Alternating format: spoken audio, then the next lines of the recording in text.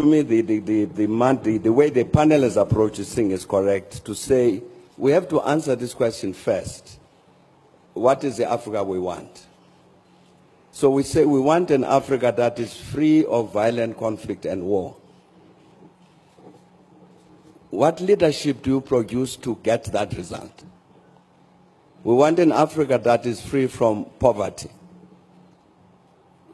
What kind of leadership do you need to create to end that poverty? We want an Africa that is free of, that is driven by women's emancipation. Where is this leadership? How do you create it? We want an Africa that is free of corruption. How do you produce this leadership that is not corrupt? Now, these are the questions that we got to answer, these practical things that President Kagame was talking about. And it's not an easy question to answer. But I think critically, and we were discussing this thing yesterday, critically, we need a critical self-assessment of ourselves as Africans. To say, as President Kagame was saying, we've been discussing this thing about the quality of leadership, challenges we face for a very long time. But when have we sat down to say, now let us assess, no, you Thabo Mbeki, were president of South Africa for so long.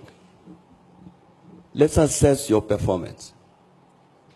Did you provide this kind of leadership that is suitable for this Africa that we want?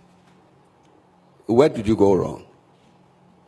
We got the African peer review mechanism, which President Obasanjo can speak about.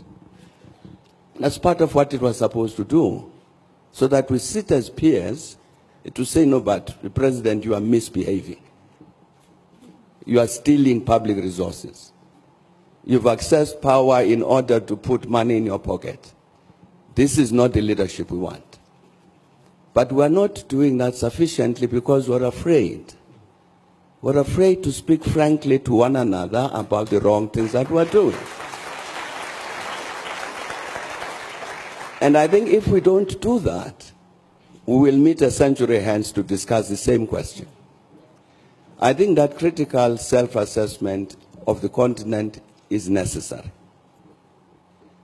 And I mean a real, critical, truthful self-assessment that's critical. And I think that would be an important step forward in terms of producing this kind of leadership which Africa wants. I'm handing this to President Kab. I suspected you might do that, yes.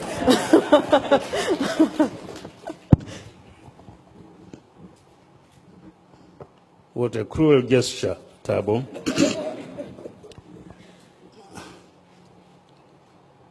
We want an Africa, as you said, where there is equality of gender, equality of opportunity, promise of a good, healthy life, promise of an educated society, promise of a leadership that thinks more about service than being served. We want all of that, borders to be removed and so on. Why don't we have it? My answer is very clear. Because you have a selfish leadership. Extremely selfish. We often think of the problem of leadership as being the problem of the leaders alone. Fine. They must be defined, have integrity, have all those we want. But to succeed, they must be able to implant those attributes in the population.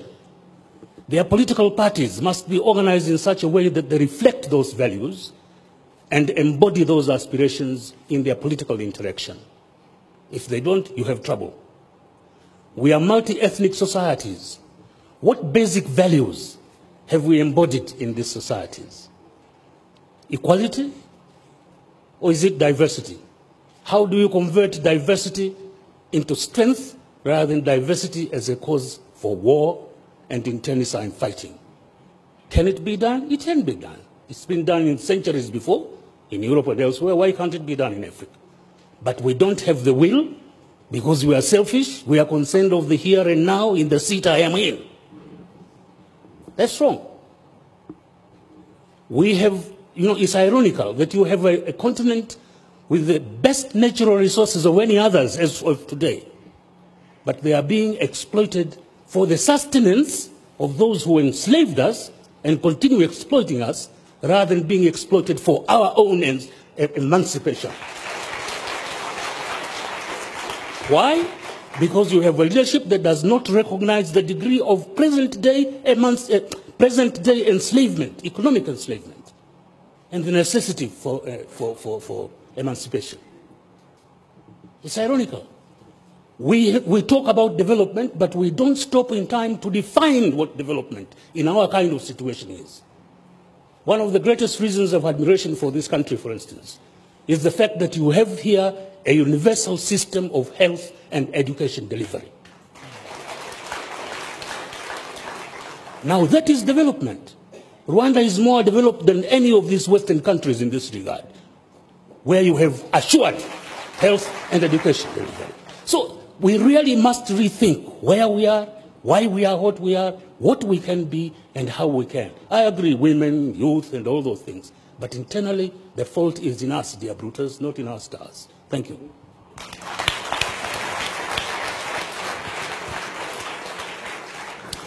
Thank you very much.